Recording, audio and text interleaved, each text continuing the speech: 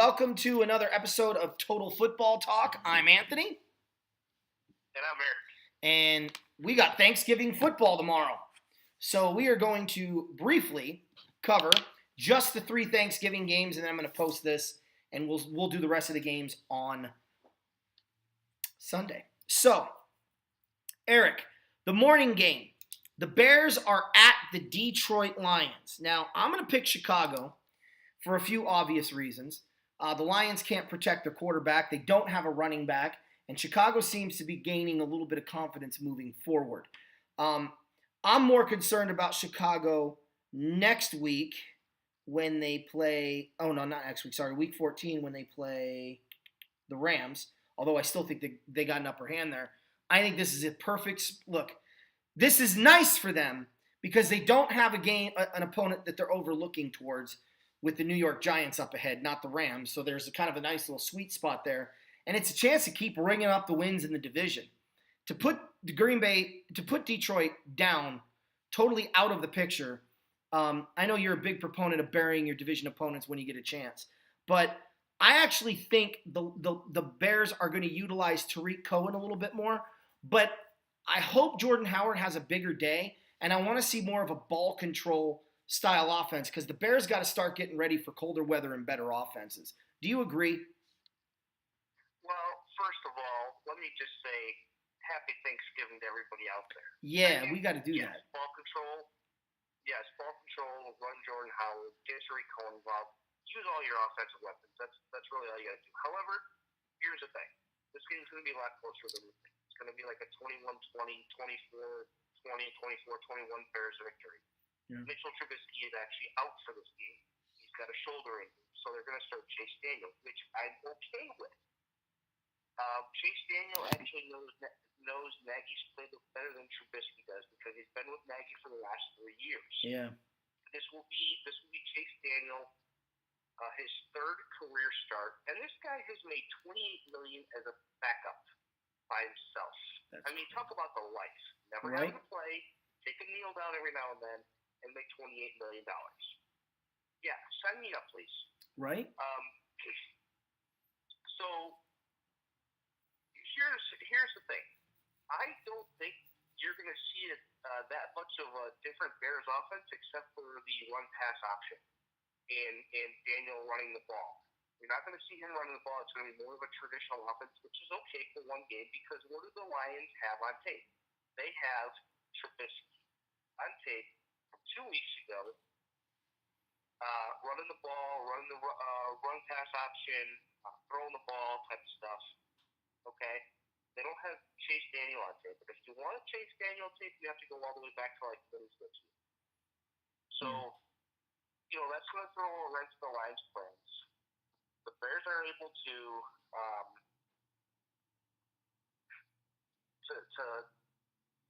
watch the Lions' defense because it hasn't changed the last 2 weeks. So, in my estimation, the Bears are more ill-suited. Now, what I do if I'm Matt Nagy, I say, listen, defense. I take my defensive players aside and say, listen, we need you a little bit more now than we have all season.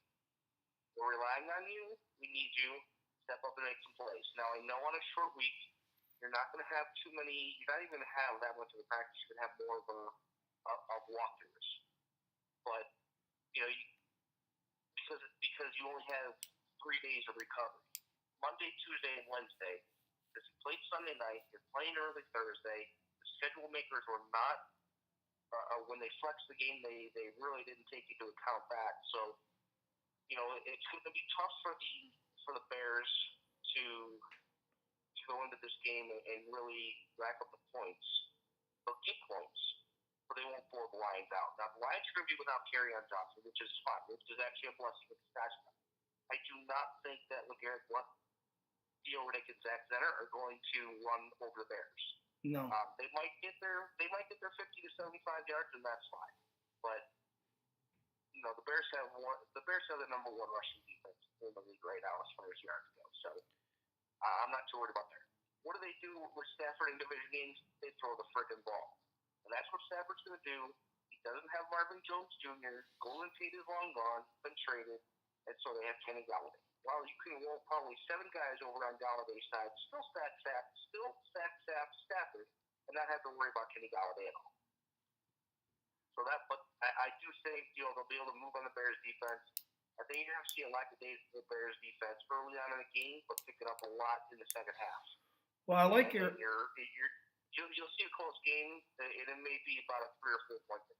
I like your 24-20 prediction. That's kind of where I'm going with that. Look, Colt McCoy gets his first start against the Dallas Cowboys. My brother just informed me, being a Cowboy fan, Colt McCoy's never lost to the Dallas Cowboys. Fun fact. Colt McCoy is a Texas boy. I know. And he's never lost to Dallas in his career.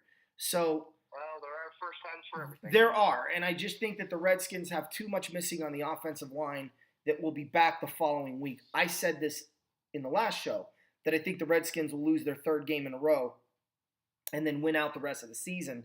The only question is going to be, is Dallas going to be able to win out, or are they going to stumble somewhere along the way? Because I don't think the Redskins are going to have more than one division loss this year, and I do think it's going to be this week against the Dallas Cowboys. Now, with that being said, I'm looking at more of a 27-17, 27-16 type of game for Dallas here. I think Dallas is going to lean on Ezekiel Elliott.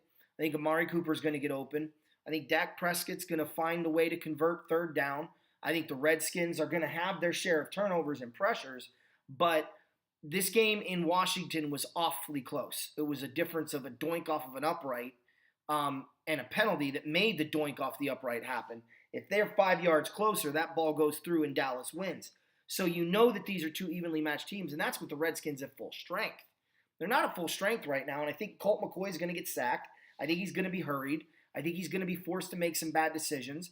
I think he's good enough to lead the Redskins to 4 scoring drives, 3 field goals and a touchdown, or 3 field goals and a touchdown, or 2 field goals and maybe a touchdown, and maybe a missed field goal.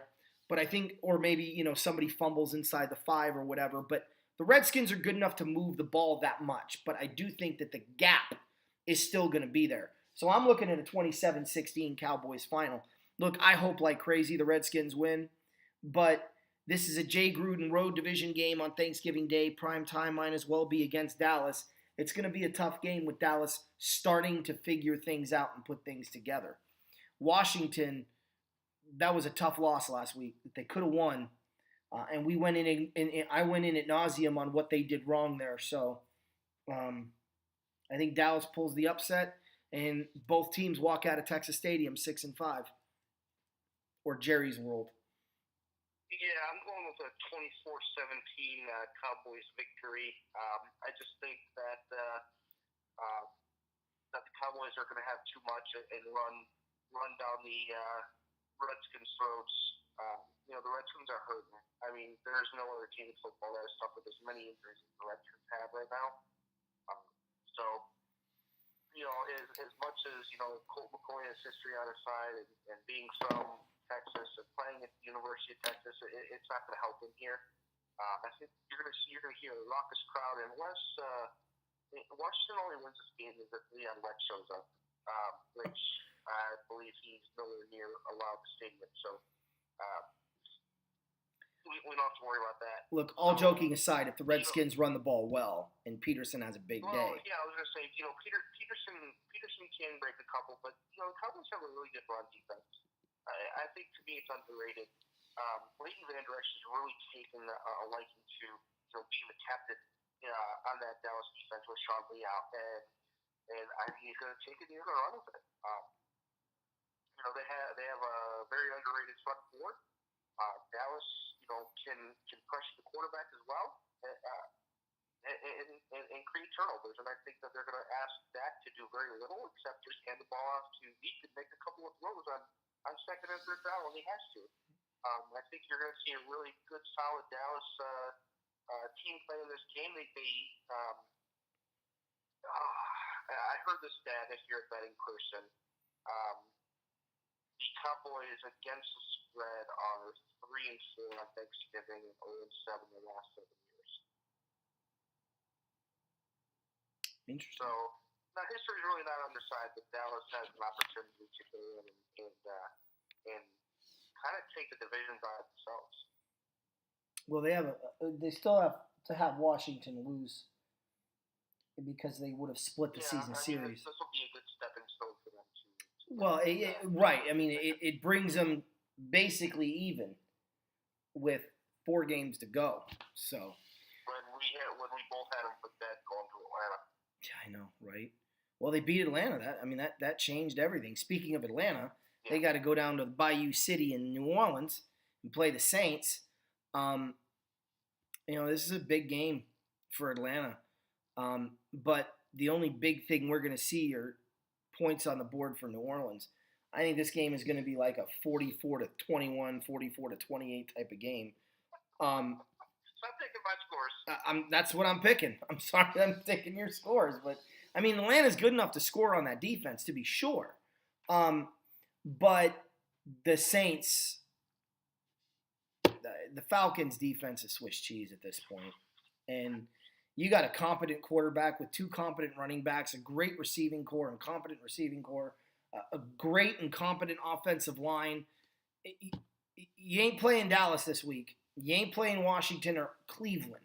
So if they couldn't handle business against two of those 3 teams, it's going to be ugly in New Orleans, and they will be eating jambalaya and dancing in the streets when this one is over.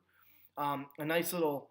I will say I would love to say I'm going to watch this game, but let's be honest, I'm going to be so full of frickin' tryptophan and turkey in my system that I will be snoring like a freight train before this game even begins. So I will find out how they did later. Maybe I'll wake up in the second half. I don't know, but it's going to be fun to watch later. Turkey is stuffing coma. Yeah, right. So I'll be developing a food baby. As I'm eating pumpkin pie and watching this game and having the 3rd and 4th slice to go along with it for every touchdown that Drew Brees throws, I'm gonna probably finish the whole pie. Yeah, no kidding. I'm going with the Saints in this game, 41-24. I really think that the Saints can score at will. I mean, it's going to be too much of Kamara and too much Michael Thomas for the Falcons defense. And all the Saints are going to do on defense is spin their ears back. Matt Ryan's going to get his. He usually plays against the Saints really well.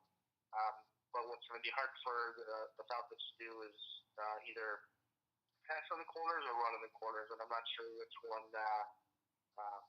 I really think the Saints would rather not have Julio burn them than have Coleman or Ito Smith burn them. So I think you're going to see a good mixture of what they do on defense to take away Julio. That's all right. You're going to see a lot of Marshawn Lattimore, Julio Jones, and if that happens, that's going to open up a little bit of run game to that side. So, we'll see with the speed of Tevin Coleman if he can actually break through there. But you don't have to worry about Tevin Coleman. Eric, you don't have to worry about Tevin Coleman. They'll just throw to Calvin Ridley for 4 touchdowns. Don't worry about it.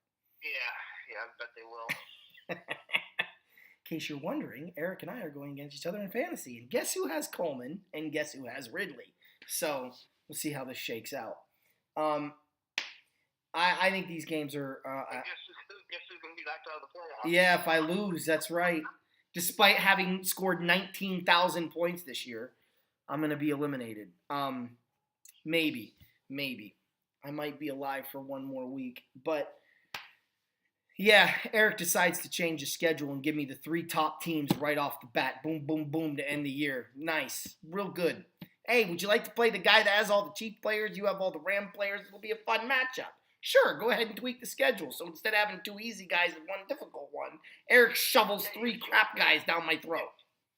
If you would have said no, you would have beat me, and you would have had a better shot to the playoffs. Yeah, shut your mouth. I did what I thought was the fair thing, and you screwed me. You didn't even buy me dinner. It was terrible.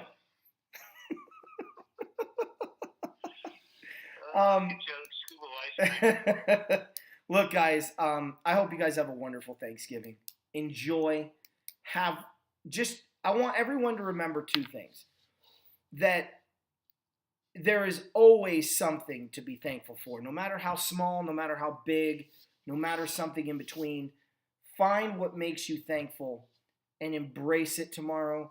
Eat plenty of food, have fun, laugh, and remember that this is the beginning of the season, what I call the season of others, where you put yourself away for a little while and you put other people first.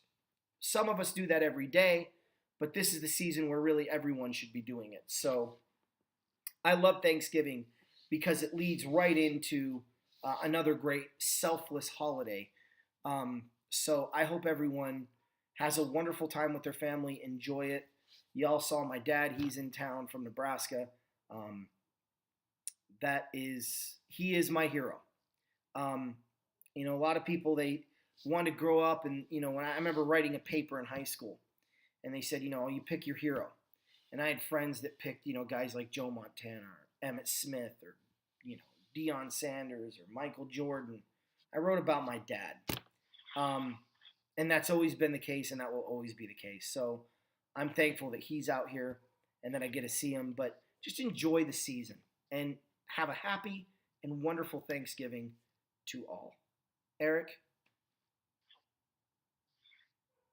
anything you want to add? Love me some Thanksgiving.